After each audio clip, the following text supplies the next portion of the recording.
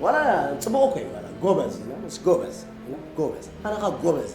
من نتسجم يقولي أنا نيتم كحت نيتم يتسجم يقولي كم سمعوا صراحة يا 50 شح واقو خونا يكلني جن ب 50 شح تشيء تايلو لازم ب 50 شح تشيء تاخد دي ترى لا سوسان حدين شح حليفو 2K انتري وقت تشح انت مالتي مرحبا ملس كم زي خوينكم زي من دابلو ورا يهوي يقني هو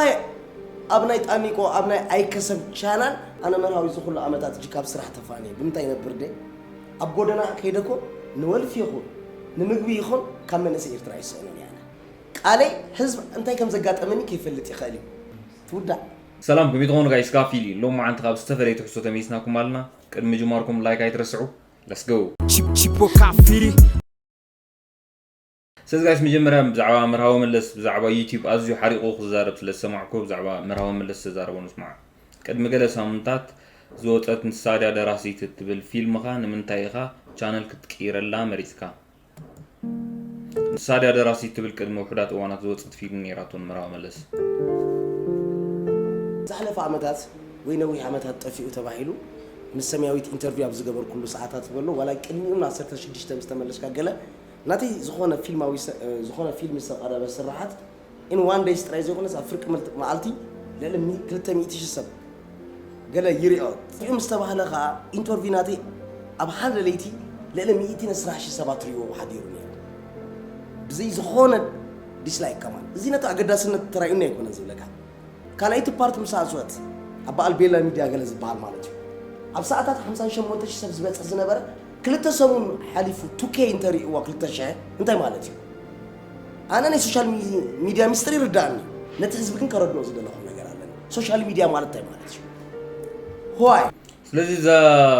ምናልባት ናይ መርሃው መለስ ኢንተርቪው ብዙሕ ሰብ ይውን ይረቕል ምሕጂ ድሕሪኡ ግን ፊልም ክዘርግሕ ምስ በለ ከዓኒ ዝዘርግሓ ፊልም እያ ዘይተረኣየት ማለት እዩ ስለዚ ኣብ ክልተ ሰሙን ኾን 2K ማለት 2,000 ሰብ ሪኦማ ስለዚ ስለምንታይ ከምኡ ዝኸውን ዘሎ እዩ ዘሎ ምክንያቱስ ኣብ ቴሌቪዥናት ንናቶም ጉዳይ ወይ ንናቶም ነገራት መሰሰኒ ይኽብሎ ዜና ክህቡ ይጥቀኑ በኣኻ መርሃው መለስ ከምዚ ኮይኑ ከምዚ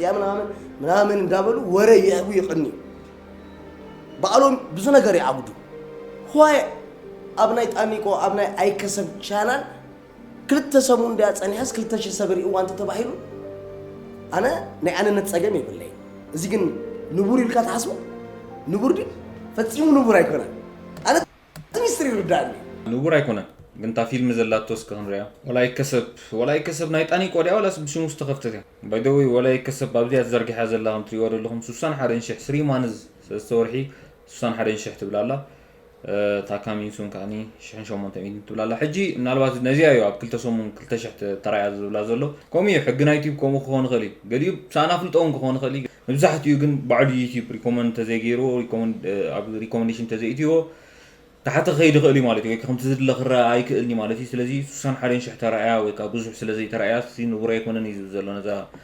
كمسة ستور حس زرق حت مالتي أنا مستر أطبق بزو نوعي زغنا نجر أنا تمستري رداني أنا مستر أطبق بزو نوعي زغنا نجرات حيبة نسب كساء آخري تمستر حجزة قد سنة أب شارلوت هاي شارلوت أبناء شارلوت ميديا تسعانمو توسيت الميزان قبرو السوال اي يلوني ودتاني قوابين بسامبل سلزرغا خايا يا خاغله ازيون ملس يكون بسامبل زصانو سبات 10000 سو ويغله 30000 بتصور لمسمع اوكي ودتاني قو سلازي ዛ ወላይ ከሰብት ብዘላና ودتاني ቆያ ማለት ከዛ ተሰብከ አብ ያለው አብቲ ቻናል ዘይ መጽለው አብቲ ላይን ናቶም ላይን መጽዩ ክሪኦ ዘይከአለሉ መንገዲ እንታይ ዘገድሰኒ ንሳያ ደራሲት هذا نجار كتفترع أبناء سوشيال ميديا على استجبر نجار مالتي زيا فيلم قدم عمت أبيله أبكل تشحن إسران سلسلة انترفيو أبز جبر كله نحسبك آلاتين أب حد إيروان حد يشرح يزرقكم كمان تسيله بزجات أما نجارات قد شمون تورحت شعات تورحت دونجي قال كبدي قالي حزب أنت كم زجات أمني كيف اللي تخالي قال كنت سائره نو نجزيو أب حد إيروان فيلمهم نخيم من استجبر نجارات أنا الفلتو الزيون أبشالوت جينا بقولك قفي انترفيو نجبرينا تجمع بنا قفي زوان انترفيو أنا قمت أجيرا مالتي زياد سبسلة زدن جوهو إلى ቀጥታ ብዛዕባ ገንዘብ ኣይተዛረብኩም ዋጋኣ ኸማን ኢልዮም ተሰሚዑ ዘይፈልጥ ናይ ሾርት ሙቪ ዋጋኣ 50,000 ኢልዮም ህዝቢ ግን ንዓይ ብቃል ክእውደኒ ፈቃደኛ ይኹንን ቃለይ ከክብራለኒ ኢለ ተቀላጢፈ ሰቂለያ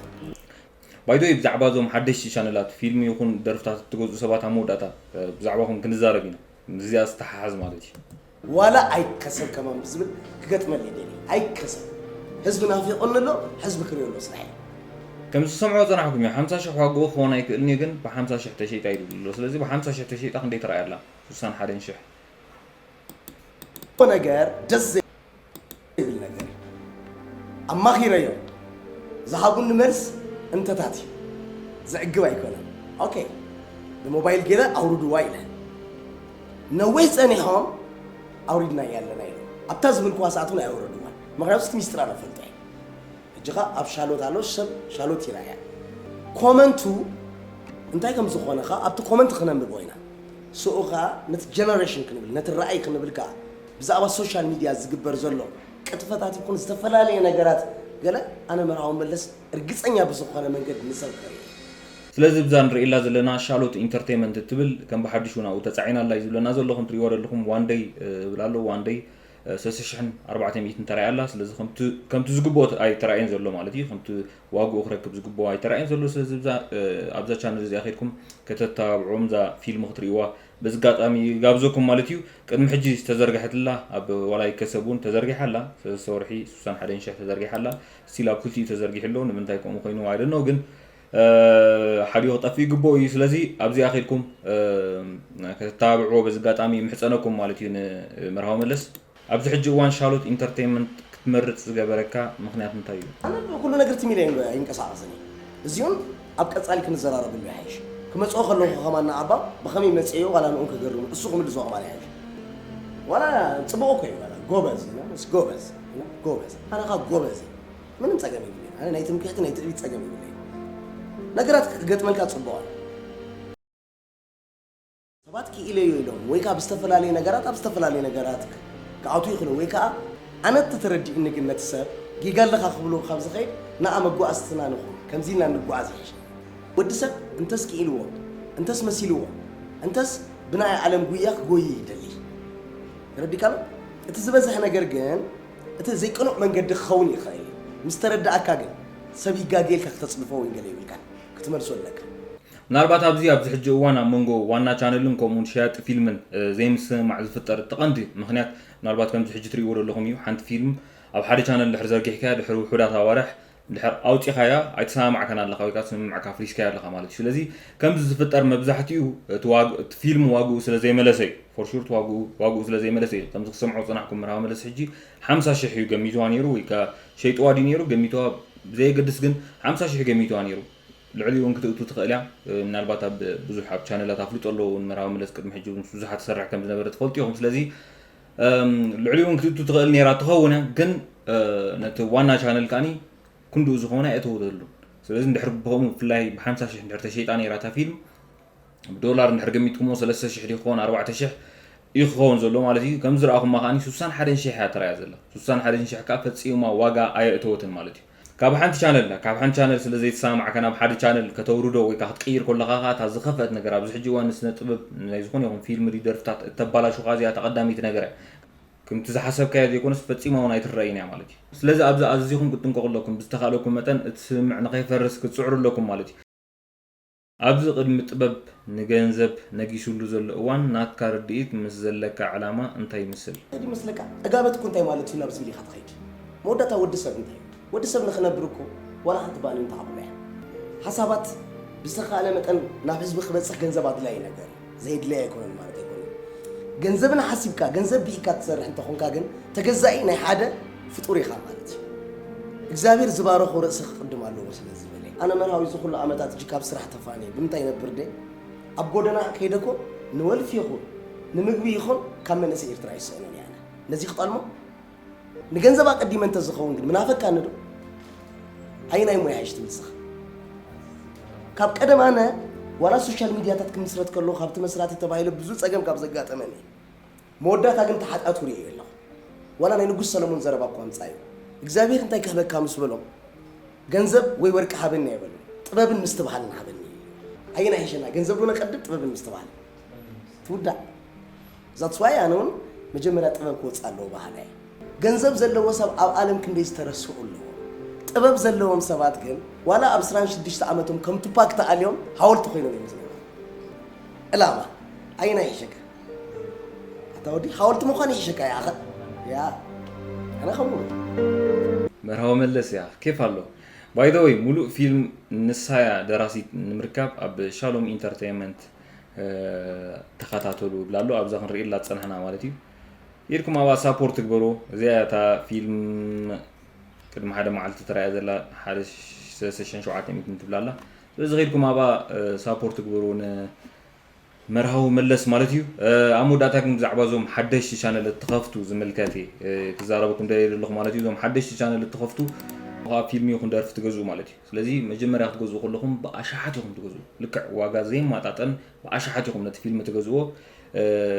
ዋጋው ካይትረከቡን ይኹም ናይ በሐቅ ዋጋው ካይትረከቡን ይኹም አሞዳታ ሽዑ ውዕል መፍራስ ወይ ካለ ዘይምስ ማይመጽ ማለት ስለዚህ ዋጋው ፈሊትኩም እንተ ትገዙዎ ኢቭን እንተ ጽዕኖ ዝሐሸይ ማለት ምክንያቱ ሓንቲ ፊልም ኢቭን ፊልምታቱን ኣብ ዩቲዩብ ክጽዓና ይነበሮን እንዲ ካኮነ ግን ሓንቲ ፊልም ዋጋ ክትረክብ ኣለዋ مستزعنت 4 ورحدي 5 ورحدي غيرا تزرخبتن ገንዘብ ክንዚያን ረኺባ ኣላ ትውዳ ከዚህ ኮይኑ ሓንቲ መጀመሪያ ስለ ዝኾነ ሽሕ ክታኣት ወለይ 10 ሽሕ ክታኣት ወለይ ሳብስክራይብ እንዳበልኩም በአሻሓት ዘይ ለዋጋ ትገዝኡ ድሓር ኣብ ውዕል ምፍራስ ይኣቱ ኣብ ውዕል ምፍራስ እንድሕር ኣትይኩም ከኣኒ ከም በሓድሽ ናብ ካለ ጻዕኖ ኾን ድሕሪኡ ስነ ጥበብ ንባዕሉ መውቲ ማለት እዩ ክንዲ ዋጋውን ኣይረክብኒ ስነ ጥበብ ስለዚ ኣብ መጀመሪያ ስለ ዝኾነ ብምባል ብዘይ ወሃብ ዋጋ እትገዝኡ ስነ ጥበብ ዞም ፕሮዲስ ትገብሩ ሰባት ማለት እዩ ተጠንቀቁ ክብለኩም ደሊ መወዳታ ማለት እዩ ስለዚህ ጋይስ ናይ ሎማ ዓንቲ ቪዲዮ ዝመስል ነይሩ ናይ መርሃዊ መለስ ጥራይ ነይራ ናይ ሎማ ዓንቲ መደብ ስለ ሳምኒክስ መደብ ንረኽብ